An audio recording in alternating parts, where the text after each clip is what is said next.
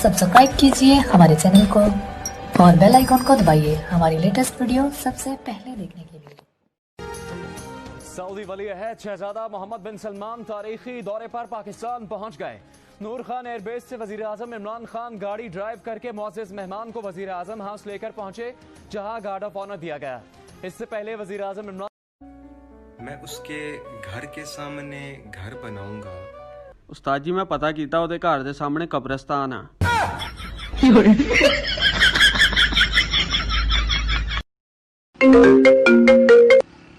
Hello easy load किन्ने दा 500 दा। अच्छा मैं करोना